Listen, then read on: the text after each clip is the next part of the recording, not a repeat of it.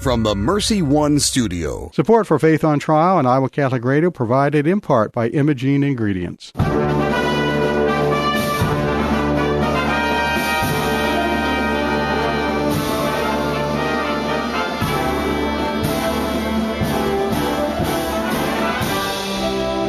Our freedom of conscience and religion is being challenged by laws and regulations imposed by secular society. It's time to hear from the top Christian litigators in the nation who have come forward to tell us the truth and help us defend our faith.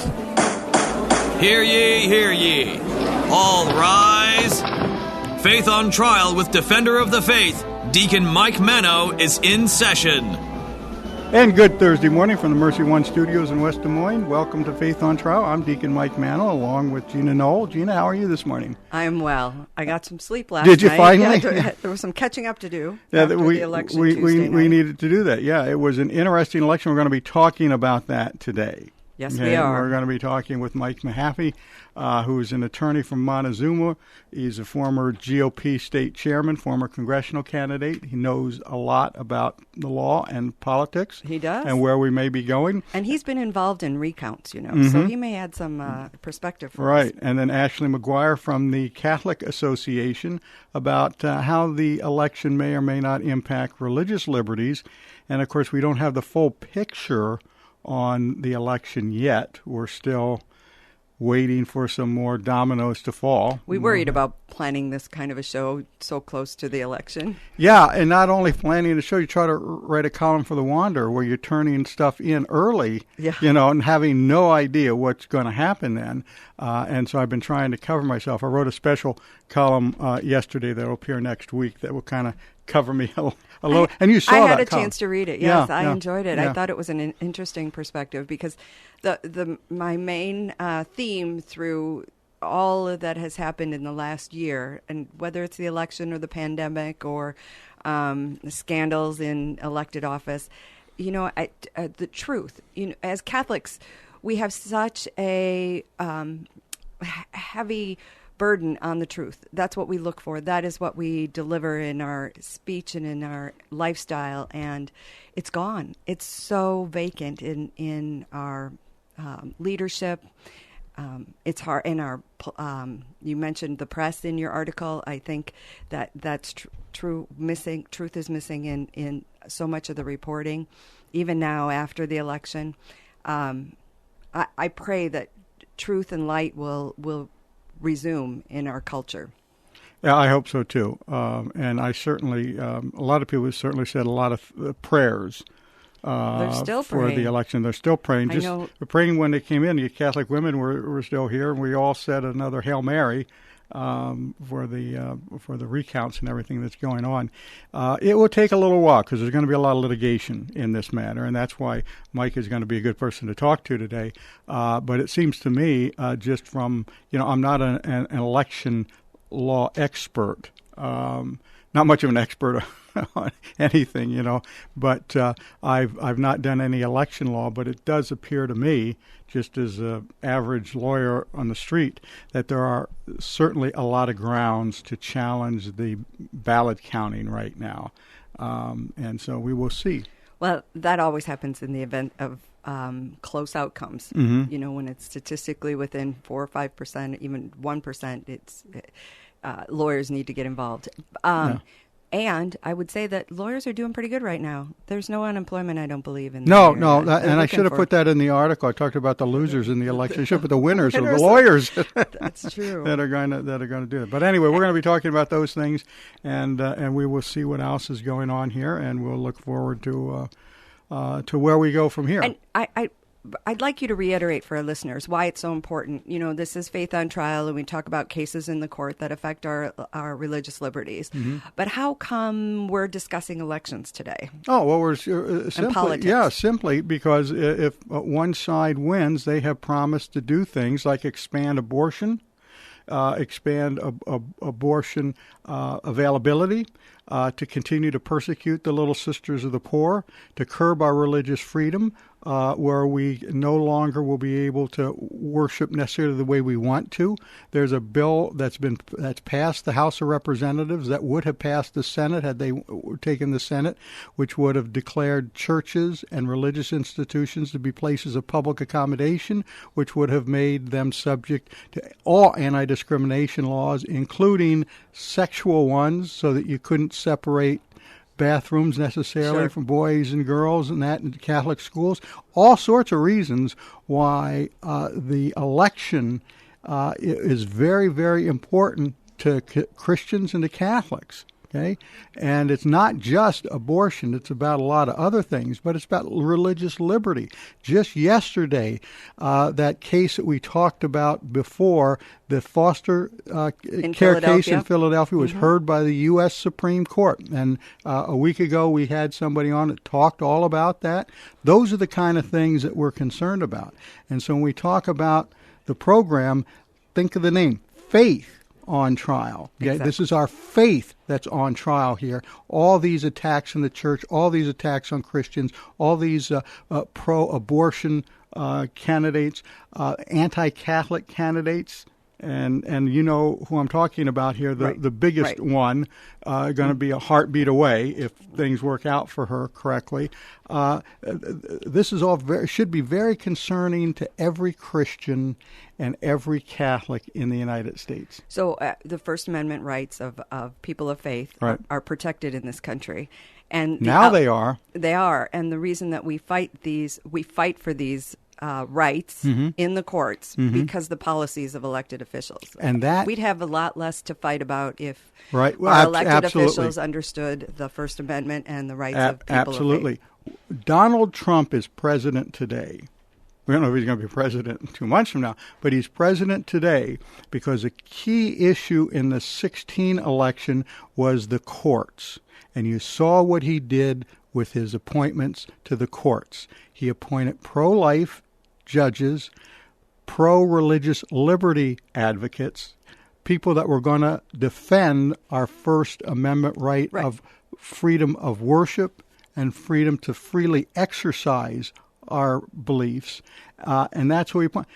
Now, is that the phrase originalist? Is that where that came from? Well, no, that's from the First Amendment. Right, but the kind of a judge. That's right. An originalist is somebody that looks at the language in the way that the fathers founding fathers would have looked at it, not with all these new nuances and all that. But got it. All right. Speaking of prayers, do you have a prayer to open us up? Yeah. A very important prayer for peace today. Right. We need it. In the name of the Father, and the Son, and the Holy Spirit, amen. God of peace, bring your peace to our violent world. Peace in the hearts of all men and women, and peace among the nations of this earth. Turn to your way of love. Those whose hearts and minds are consumed with hatred, strengthen us in hope, and give us the wisdom and courage to work tirelessly for a world where true peace and love reign among nations and in the hearts of all. Amen. Thank you very much. Mike Mahaffey is up next after these messages. This is Faith on Trial on Iowa Catholic Radio.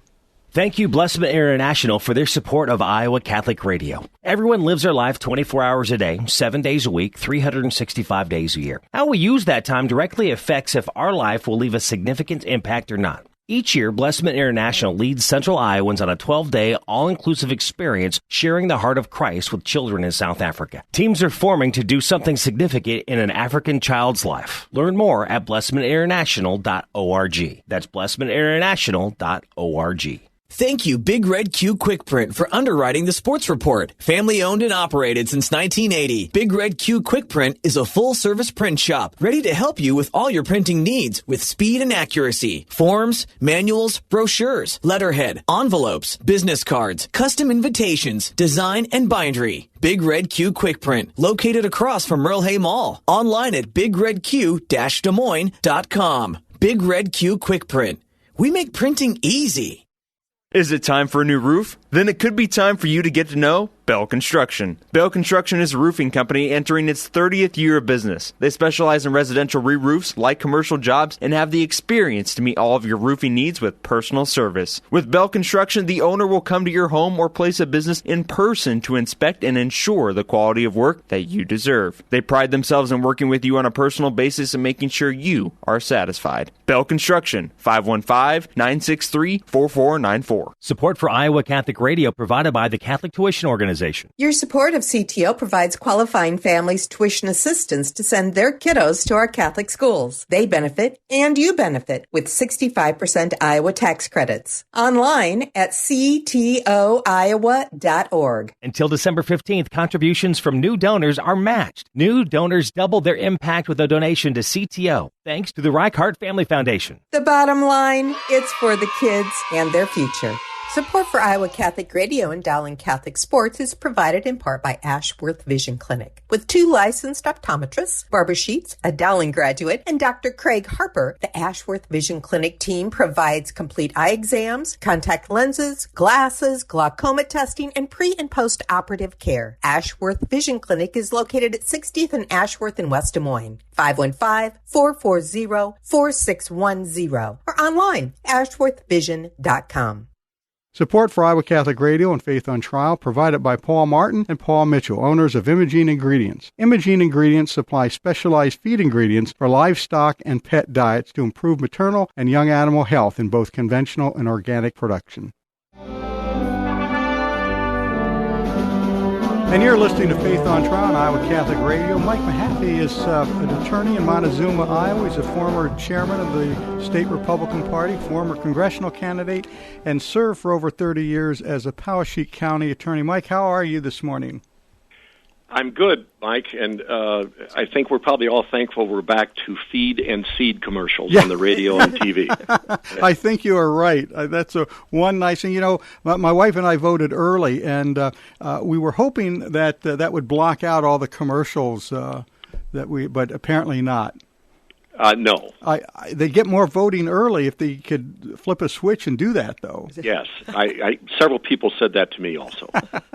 All right. We're in the twilight zone here between the election having been held and the election results being certified or being reported anyway. We have one candidate who's 6 electoral votes away from the presidency, according to the calls that have been made. We've got another candidate who seems to be leading in a large number of other states, and yet the ballots are being counted under kind of a cloud right now. We have the blue wave that was supposed to come didn't, and it looks like the Republican Party, the conservatives, have strengthened their position in Iowa. So what do we make out of all of this?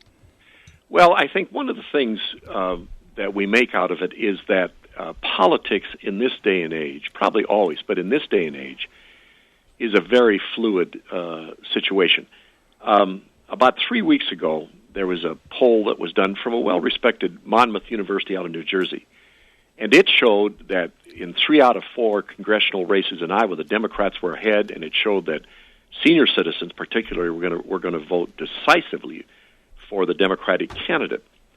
On the Sunday before the election, Ann Seltzer's Iowa poll, and Ann Seltzer's a very well-respected pollster. Absolutely, yes. Comes out and says Trump's up by 7, and by the way, in 3 out of the 4 congressional districts, and the other one was really close, it's the Republicans that are favored. And one of the things that Ann Seltzer said was that there had been a switch since September on behalf of by the independent voters towards the Republican.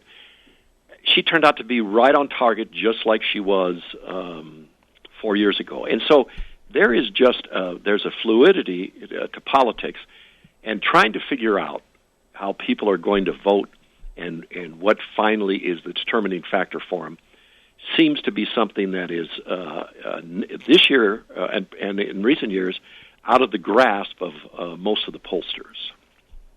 Yeah, I think she hit a key finding there when she talked about the independent voters. I've always thought that there's been a problem with kind of trying to figure out where the independent voters were, even to poll them. But now we've got all these challenges that are coming out. You're an attorney. You know a little bit about election law, especially as a GOP chairman and as a congressional candidate. Where we stand on some of these challenges that we see coming from the Trump side? Well, let's go. We can go state by state quickly. Wisconsin, there's going to be a recount. Former Governor Scott Walker said that he is doubtful that the recount is going to make too much difference. I think the margin is about 20,000 votes in Wisconsin. But there's going to be a recount there. I think in Michigan, the last that I saw, Mike, was that former Vice President Biden was up, 150,000 votes. So that seems to be a little more problematic. Pennsylvania seems to be kind of ground zero to me when it comes to the question of the legal battles. And the question becomes, does Pennsylvania in the end make any difference or not? We don't know that yet. If the former vice president holds on to Nevada, then he's right at 270. North Carolina, I think, looks is going towards Trump. Georgia is going to be very, very close by the time you get to the end of that. So it may very well be that Pennsylvania still is a deciding factor, and it looks to me like, from a legal standpoint, that may be the state where there's more litigation than other places. I'm wondering if that means that we will be much like the Gore-Bush race. Will this last for months? Gina, it could be. If I remember correctly, the Gore-Bush race went into December, and we got done before Christmas. Yes, it does mean that could be the case. It may not be, but that it could very well be that's the case. If we anticipate that, we won't be shocked when it goes for very long. No, I don't think so. But by and large, people are going to be getting ready for Christmas anyway. It's probably too early at this point to kind of take a look at the analysis of the policies of all the different candidates and the newly elected individuals in either the U.S. House of Representatives or Senate or the Iowa. You know these candidates a little bit better here in Iowa. Can you give us some idea of how the governor's policies will be supported in this next next? Yeah, so the Republicans on Election Day in Iowa held their strong majority in the state Senate. It's going to be 32-17 right now, or 18 if Marionette Miller Meeks wins. There'll be a special election, but they probably hold that. So that retains a very strong majority. In the House, and this probably was one of the biggest surprises, it was 53-47. A lot of effort on the part of both parties put into the Iowa House of Representatives.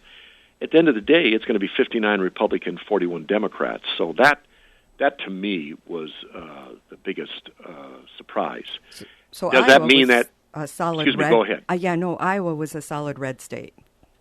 Iowa right now is not purple. It is as red as the red on the Christmas wreaths will be this year. That's right. It is. Very good. So that's the Governor Reynolds should be served well in the policies that she and the leaders in both chambers bring into this next session. Then I would imagine.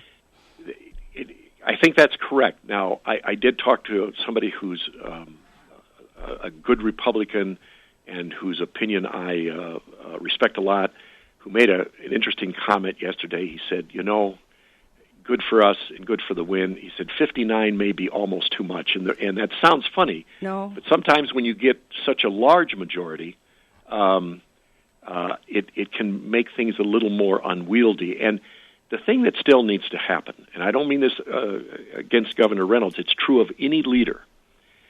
Somebody still needs to be able to, even though they're on the same page and even though there's a strong Republican majority in both the state Senate and the House, and the governor's a Republican, they still need to have honest and frank discussions about what it is that should be done and what is best for the state of Iowa. And you still need to have people every once in a while within the party that are able to say to Governor Reynolds, maybe we should take a second look at that.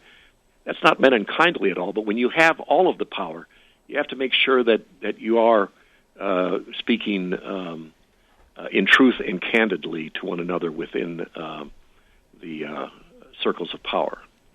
So we often see in the state legislature that the division isn't always between Republicans and Democrats, but it's between rural and urban. How does that break out this year? Well, there is some of that. And another interesting thing about Tuesday night, Mike and Gina, is this. The Republicans picked up several seats in Polk County, in the suburbs of Polk County. John Landon retained his seat, but they beat a couple of Democratic incumbents and also beat a Democratic incumbent in the Warren County area. There's always some of that in terms of rural versus urban. But the good thing about the Republican majority is that it does include a good mix of people from rural Iowa, which still looks to be strong Republican, and from some of the suburbs. The Democrats really went after the suburbs in the Quad Cities, a couple races down there. The Republicans prevailed. Republicans held a seat in Council Bluffs. Brent Segrist, former Speaker of the House, is coming back into the legislature. So I think there's a good mix in the Republican Party. And is there some, will there be some disagreements on some things? Sure, but that's fine. Well, let's talk about the Democratic Party for a minute. How do they recoup from this or reorganize themselves, and where are their leaders right now? Well, I've got Democratic friends. I said to one the other day, and this is somewhat, it is obviously facetious, but I said, I think it's important to point out that we have Democratic friends. Yes, exactly, and we do. And we do. We absolutely do. I said to one of them, maybe you need to resurrect the ghost of Harold Hughes. Yeah. Now, many of your listeners, Michael and Gina, may not remember, but Harold Hughes was from Ida Grove, Iowa, and he was a Democratic governor from 62 to 68, then served a term in the United States Senate from 68 to 74, and then left to do lay religious work. And he was the kind of person who had an extraordinary appeal. I know that's a long time ago. Things have shifted, but an extraordinary appeal across party lines. He was a person of faith.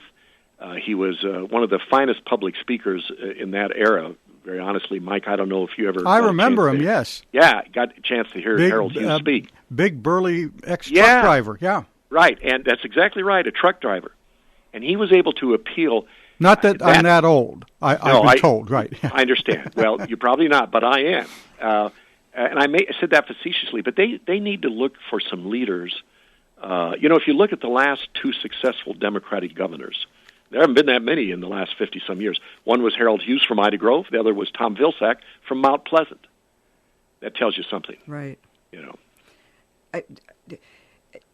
Hopefully, and those are the kinds of leaders that will bring us out of this divisive political environment that doesn't serve our country or our constituents very well.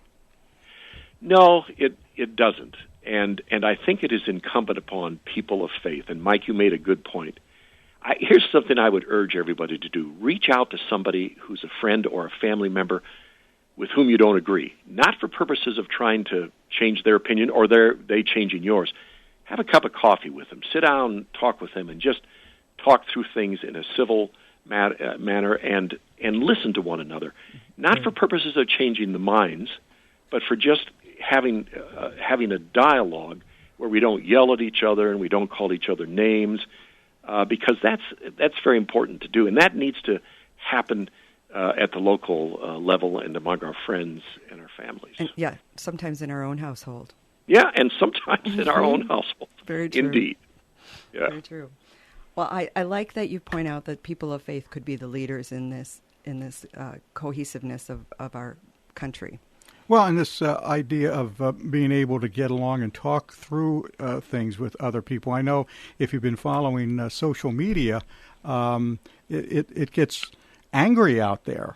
It does indeed. You post something. I remember a post. A friend of mine had a post going about They didn't like the governor, or they didn't like Senator Ernst. And I just posted something, said, I like Joni. I'm voting for Joni.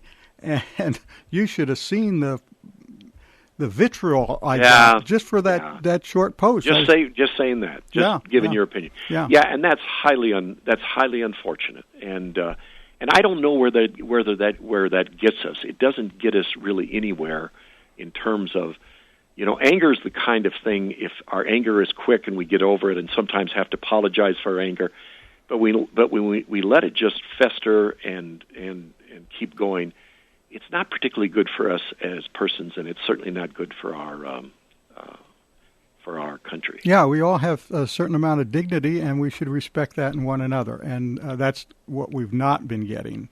Yeah, I would agree.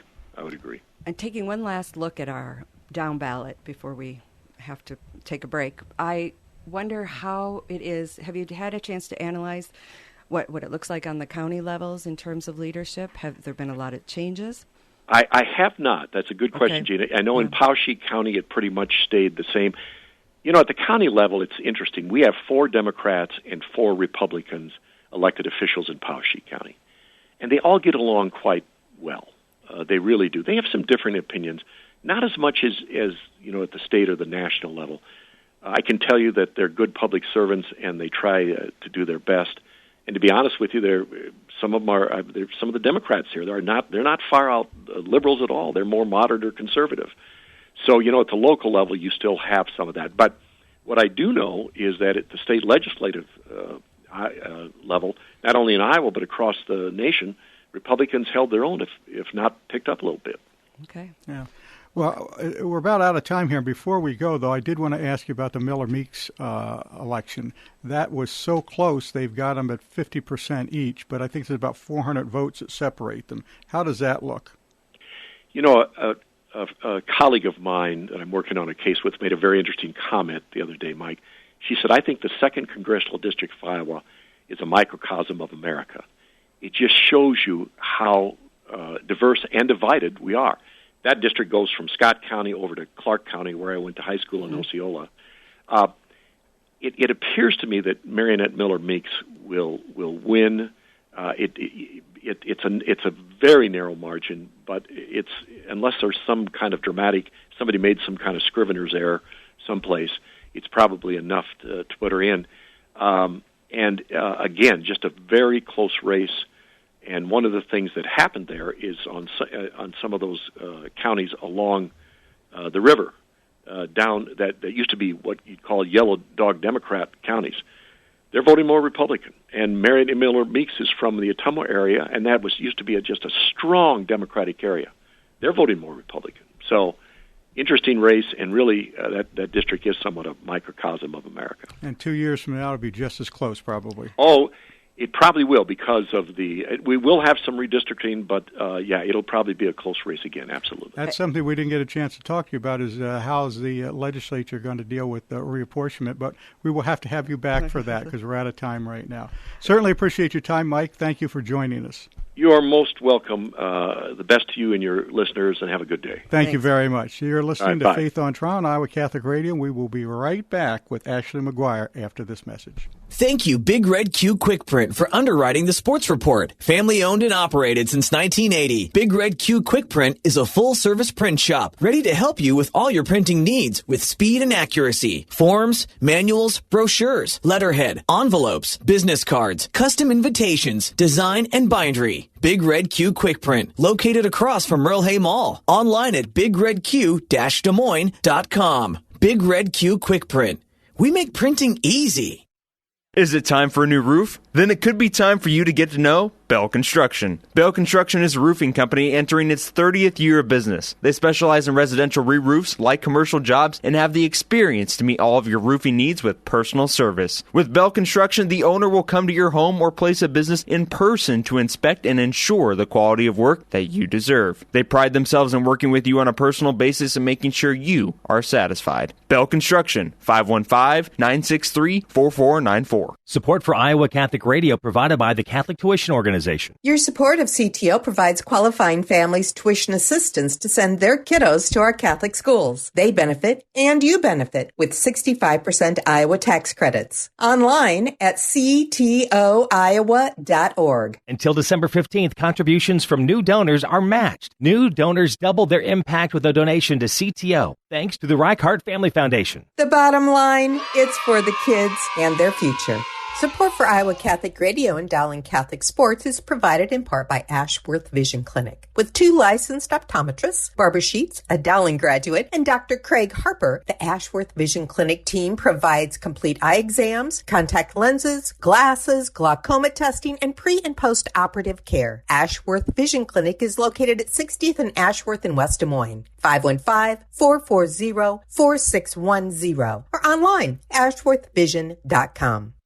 Thank you, Dental Associates, for underwriting Dowling Catholic Sports 365. With over 40 years' experience, Dental Associates is a group dental practice with the mission of promoting optimum health and well-being to all patients, providing preventative, restorative, and cosmetic dentistry for the entire family. Message underwritten by Dr. Kenton Gleichman, Dr. Steve Karbaka, Dr. Christine Mulcahy, and Dr. Ben Nagel. Dental Associates, addressing your smile, needs, and dreams. Online at DesMoines-DentalAssociates.com. Here's your forecast on Iowa Catholic Radio. Pretty nice for the afternoon. Our high will be around 70 with plenty of sunshine. Overnight looks clear with mid to upper 40s, and then we'll stay in the low 70s tomorrow. Little gusty, but plenty of sun. The weather is being brought to you by Rock Valley Physical Therapy, outstanding outpatient physical therapy and sports medicine rehabilitation with 7 convenient locations in the Des Moines Metro and Southwest Iowa area. I'm meteorologist Steve Hamilton on Iowa Catholic Radio. And you're listening to Faith on Trial, Iowa Catholic Radio. We're back now with Ashley McGuire, who is a senior fellow at the Catholic Association. Ashley, how are you this morning? I'm great. How are you? Just fine, just fine. Well, we've seen you on Fox and CNN and a lot of other places, the BBC, I think, too. So we figure you're fairly well-rounded here in what's going on in the world. So we thought we'd ask you a little bit today about religious liberty and the election. I'm sure you were following the election. Oh, yeah. It was in all the papers. You should have been. I've heard of it. Yeah. All right. We've kind of got a mixed bag out there right now, and I know that you folks at the Catholic Association are interested in religious liberty, as we are here, and we're wondering how do you analyze the election results that we have to date as far as the religious liberty issues that are coming forward? Well, as everybody knows, the presidential election is still undecided, but it looks pretty certain that Republicans will keep the Senate. And I think that is probably the most significant thing that relates to religious liberty, because the left had been promising to pass a lot of legislation that would have been really detrimental to religious liberty. One example, Joe Biden promised that in the first 100 days of office, he would pass the Equality Act. This is a piece of legislation that would have been very damaging to religious liberties. The United States Conference of Catholic Bishops issued a several-page letter warning about how devastating it would be to their various entities. And so, thankfully, if Republicans retain the Senate, it makes it very hard for the left to do anything that would hurt religious liberty, and then especially if you factor in the fact that President Trump did confirm, and the Senate confirmed appointed in the Senate confirmed now Justice Amy Coney Barrett to the Supreme Court. I think that things are looking good for religious liberty, even if a Democrat does end up taking over the White House. The president, should it go against Trump, the presidency, has a lot of power in dealing with the administrative agencies, and one of them would be to continue pressure on the Little Sisters of the Poor. No, now that is definitely something that is a major area of concern, and Joe Biden, despite being a self-professed faithful Catholic, promised the day that the Little Sisters of the Poor had their third victory in the Supreme Court, against the Obama administration, which, again, reminder, Joe Biden was the vice president during that administration, against their efforts to force charitable organizations like the Little Sisters to do things like pay for, provide abortions in their health care plans. He promised to put back in place an executive order that would have make them do that. And this is after President Trump had put in place several really outstanding executive orders related to religious liberty. So I think we can absolutely expect that if it is a Democratic administration, there would be a lot of really aggressive executive orders targeting Catholic hospitals, Christian charities. But again, I think we should take assurance that those are the kinds of things that will wind up in the courts. And this administration and the Senate for the last 4 years has done an extraordinary job of confirming over 200 federal judges and 3 Supreme Court judges. And these are judges that very much value the Constitution and its promises for religious liberty. That was going to be my point. We have that firewall of the, with a divided House and Senate, and who knows who will be in the president's seat. Our courts are there to protect these rights, and the Little Sisters especially will be well served by that dichotomy.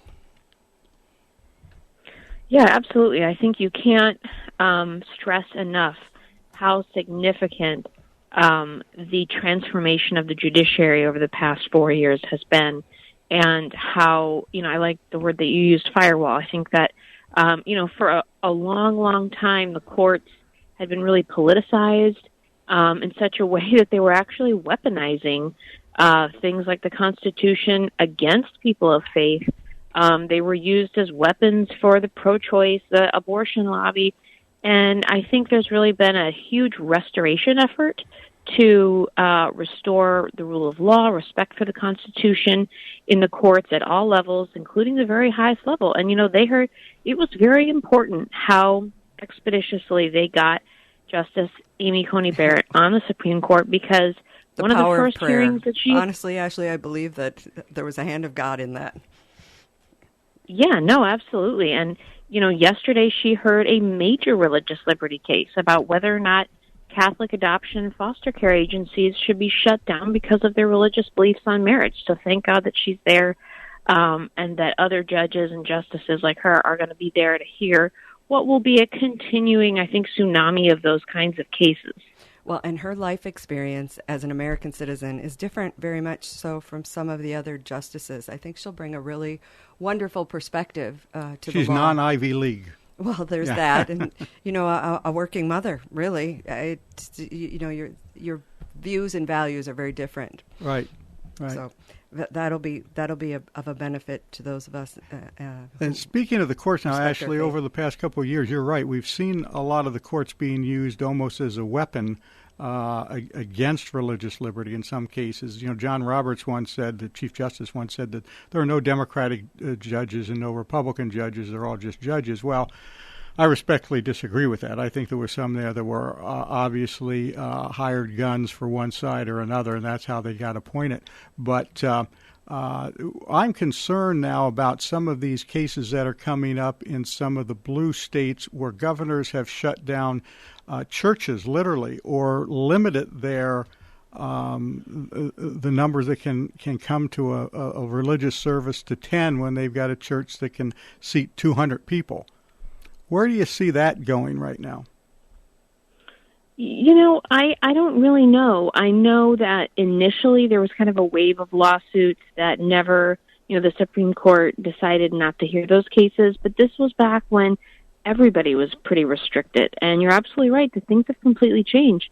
I flew the other day. We took 4 flights, 2 one direction, 2 way back. Every single plane was completely packed. There wasn't an empty seat. And it was absolutely stunning to my husband and I to see this, because I'm well aware that all around the country you have places like California where they will only allow 10 people to gather in an outdoor mass. And meanwhile, there's, hardly a limit on the number of people that can go into the Target down the street. So I do think that's an area to watch. I do think that there has been an exploitation of this crisis to unjustly target houses of worship.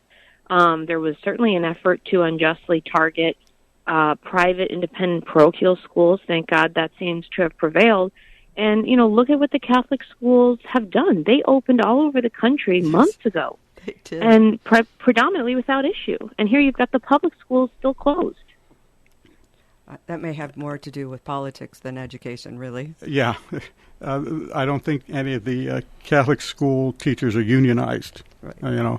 And I think that may be part of it. And that's kind of interesting because these school teachers were trying to stay home, saying that they were afraid of the COVID, yet their students are out working in grocery stores every day that are probably meeting more people than the teachers would meet in school.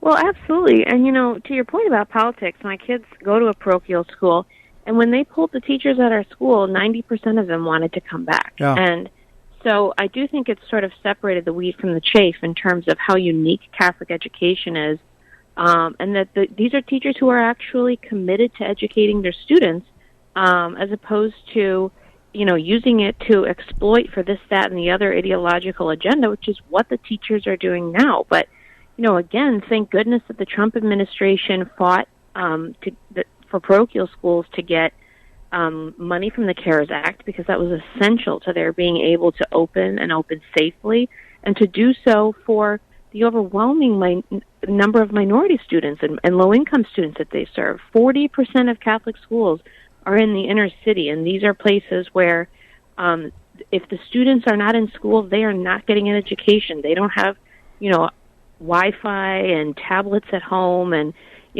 so again, I think that there's certainly been an effort to use COVID to target religious institutions, whether it's churches and just the basic right to worship, or religious schools. And so I think that that's certainly an area to watch, no matter what administration is in the White House in January. Okay, now, go ahead, Gina. I was just going to bring it back to education and the United States House of Representatives.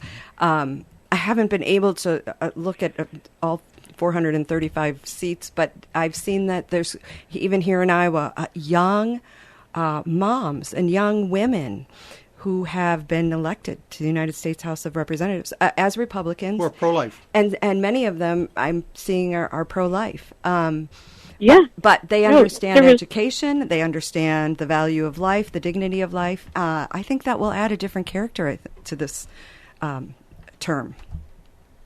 No, I definitely think that's one of the most encouraging things about this election is there was something like double the number of women who were candidates, and you had 13 new pro-life women elected to the House of Representatives. Okay, so I knew you know. Thank you. So, yeah, I think it's a sort of just total rebuke of the narrative that, Republicans are a party that oppresses women, doesn't care about women. I mean, my joke to someone today was we oppressed them so much that we put one on the Supreme Court and elected a record number to the House of Representatives. I mean, I think you're right too. It's not just women. It's working moms. It's minority women. I think, and I think something about this pandemic has really sort of opened the eyes of a lot of working moms to the fact that children are not prioritized in this country. I mean, those of us who are pro-life already know that. But to see the way businesses are being allowed to open while schools are kept shut, churches are kept shut, it shows what the sort of policymaker priorities are. And it's moms who want to change that, because we're the ones who are, primarily in charge of taking care of our kids, and have seen how much they suffer when kids are just completely pushed aside with regards to any kind of policy priority. Policies, right. It'll be interesting to see how that plays out, and I hope that it encourages more moms and women to get engaged and be a part of the movement. Ashley, what is it going forward here that the Catholic Association is concerned about, and what might you be doing? And maybe for those who are not familiar with the Catholic Association, you might want to give us a short introduction to that. Yeah, sure. We're a lay organization that defends the church in the public square, especially in the media and in the press. We're especially committed to the issues of life and religious liberty, although increasingly school choice has become something that we focus on. So, I think we'll continue to be very much watching the issue of religious liberty. I mean, there's been sort of an endless assault that I don't expect to stop of illegal attacks on conscience rights, on religious institutions like Catholic adoption agencies, Catholic schools, and then also to see what happens with the life issue. You know, I mean, there's certainly been times in the last few years where things have looked pretty bleak, but I think things are looking up. You know, again, with the transformation of the judiciary, you saw what happened in Louisiana where they passed a constitutional amendment saying there's no right to an abortion. And that is going to be challenged. It's going to go up through the courts. And I think those kinds of, if you look at where people are, where the American people are, that is the kind of stuff, the kind of laws that they keep passing. And even though they know that they're going to be overturned, they keep passing these laws. And I think that's why the focus on the courts has been so important, and why I think for the first time things are looking really optimistic for potential true transformation that reflects what the American people want when it comes to respect for the sanctity of life. Now, if anybody wants to know anything else about the Catholic Association or maybe get put on your mailing list, how do they do that? Oh, sure. Well, you can certainly find us on Facebook and Twitter, and we're also at thecatholicassociation.org, and we have a daily clips digest, which gives you a good snapshot of Catholic news for the day, as well as a number of other resources for informed Catholic citizens or people who want to be more informed. And I think you're a 501c3? Yes. So that means anybody who has some spare change that wants to send it your way can get a little tax relief out of that, too. You can find that. Yep. We're happy to help you with that. Very good. I noticed, and we're out of time here, so we're going to have to leave it at this, but I noticed you have written a book that I didn't know about before we booked you here. The Sex Scandal, The Drive to Abolish Male and Female. That sounds like an interesting book. I'm going to have Gina get it and read it, and then we're going to have you back to talk about that book. That sounds great, because that's another issue that is certainly not going away. I know that, and so we are going to follow up on that, and we'll have you back for that as soon as Gina can get done reading that book. I'm a quick reader, so I look forward to it. Very good. Ashley, thank you for joining us today. Ashley McGuire, Senior Fellow at the Catholic Association. You're listening to Faith on Trial on Iowa Catholic Radio, and we will be right back after these messages. Thank you, Big Red Q Quick Print, for underwriting the sports report. Family owned and operated since 1980. Big Red Q Quick Print is a full-service print shop ready to help you with all your printing needs with speed and accuracy. Forms, manuals, brochures, letterhead, envelopes, business cards, custom invitations, design, and bindery. Big Red Q Quick Print, located across from Merle Hay Mall. Online at bigredq-desmoines.com. Big Red Q Quick Print. We make printing easy. Is it time for a new roof? Then it could be time for you to get to know Bell Construction. Bell Construction is a roofing company entering its 30th year of business. They specialize in residential re-roofs, light commercial jobs, and have the experience to meet all of your roofing needs with personal service. With Bell Construction, the owner will come to your home or place of business in person to inspect and ensure the quality of work that you deserve. They pride themselves in working with you on a personal basis and making sure you are satisfied. Bell Construction, 515-963-4494. Support for Iowa Catholic Radio provided by the Catholic Tuition Organization. Your support of CTO provides qualifying families tuition assistance to send their kiddos to our Catholic schools. They benefit, and you benefit, with 65% Iowa tax credits. Online at ctoiowa.org. Until December 15th, contributions from new donors are matched. New donors double their impact with a donation to CTO, thanks to the Reichart Family Foundation. The bottom line, it's for the kids and their future. Support for Iowa Catholic Radio and Dowling Catholic Sports is provided in part by Ashworth Vision Clinic. With 2 licensed optometrists, Barbara Sheets, a Dowling graduate, and Dr. Craig Harper, the Ashworth Vision Clinic team provides complete eye exams, contact lenses, glasses, glaucoma testing, and pre- and post-operative care. Ashworth Vision Clinic is located at 60th and Ashworth in West Des Moines. 515-440-4610 or online, ashworthvision.com. Thank you, Dental Associates, for underwriting Dowling Catholic Sports 365. With over 40 years' experience, Dental Associates is a group dental practice with the mission of promoting optimum health and well-being to all patients, providing preventative, restorative, and cosmetic dentistry for the entire family. Message underwritten by Dr. Kenton Gleichman, Dr. Steve Karbaka, Dr. Christine Mulcahy, and Dr. Ben Nagel. Dental Associates, addressing your smile, needs, and dreams. Online at DesMoines-DentalAssociates.com. Thank you, Skeffington's Formal Wear, for sponsoring Dowling Catholic High School football. In business since 1951, Skeffington's Formal Wear offers quality service, style, and selection, providing tuxedos, suits, and casual groom attire for weddings, proms, and any other special occasion. Skeffington's Formal Wear, with convenient locations in Des Moines, West Des Moines, Davenport, Coralville, and Ankeny. All locations are family-owned and operated by members in their respective communities, fitting you for life celebrations. Online at skeffingtons.com.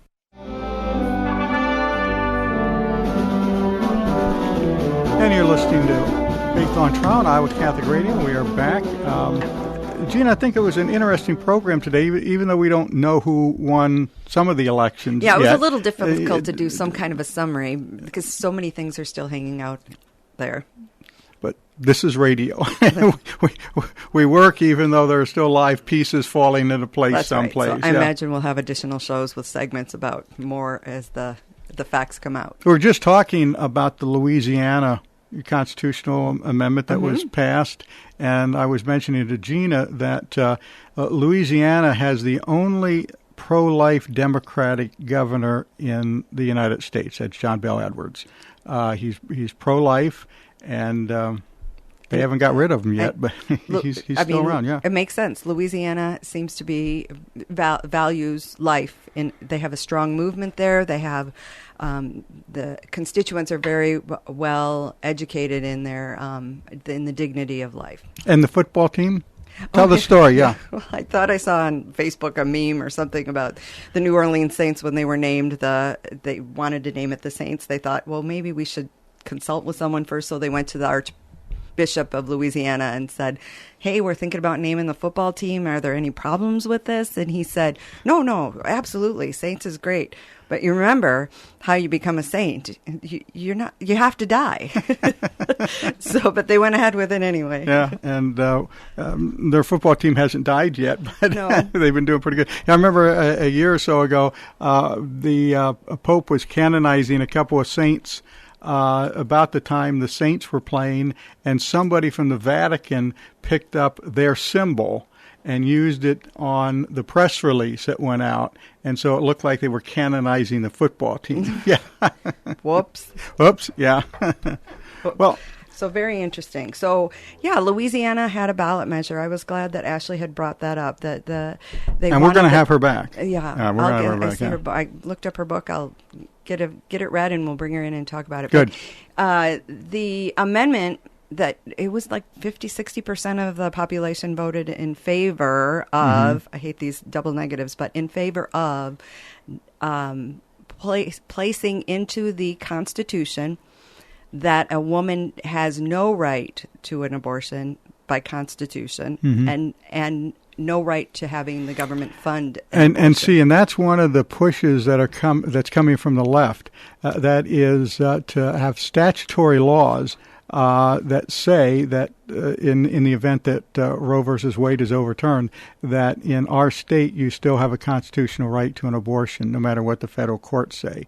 And it's nice to see that was rejected there. But that's something that you're going to see in some states, I think. Well, it has been going on for some time, where the liberals and the progressives are trying to get that into state statutory codes. So sure.